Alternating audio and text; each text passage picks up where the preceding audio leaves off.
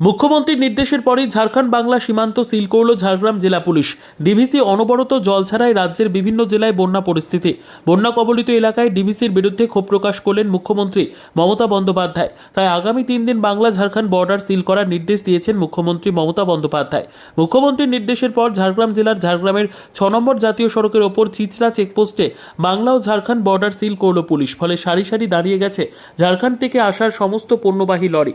এর পাশাপাশি সমস্ত পণ্যবাহী লরি দাঁড়িয়ে পড়ায় সমস্যায় পড়ছেন লরির খালাসি ও চালকরা। তারা জানাচ্ছেন, হঠাৎ করে দাঁড়িয়ে পড়ায় জল ও খবরের সমস্যায় পড়তে হচ্ছে।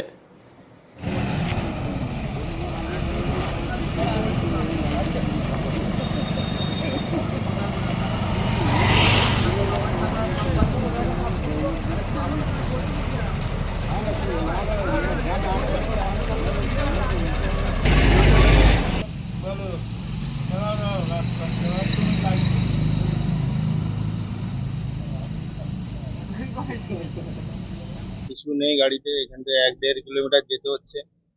তো খালি গাড়ি ছেড়ে কোনো গাড়ি ছাড়ছে না। আমি বলছি আমার আজকে মান্ডি আছে 3টার সময়, তাও গাড়ি কোনো ছাড়ছে না।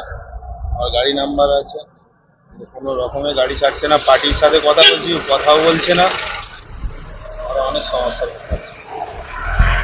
কত দূর পর্যন্ত লাইন আছে? 40 কিলোমিটার হবে। জামতলা পেরিয়ে চলে গেছে। এটা কি ঝাড়খণ্ড সীমান্ত? হ্যাঁ, কিন্তু বন্যা হয়েছে তো পাঁশকুড়ায়। তো আমাদের কি কারণে আটকে গেছে আমি তো জানি। আমরা ঘাটাল হয়ে তোমার এই কিছু কিছু গাড়িকে আপনার যেগুলো গাড়ি কিছু ছেড়ে দিলে আমরা চলে যাবো দীঘা হয়ে ঘুরে ঘাড়ে, কিন্তু তো ছাড়ছেই না স্যার। এরা সকাল থেকে বলছি, অনেক রিকোয়েস্ট করছি, হাত পর্যন্ত ধরছি, কোনো মতেই তো ছাড়ছে না। কি নাম আপনার? আমার নাম শেখ মুনতাজুর রহমান।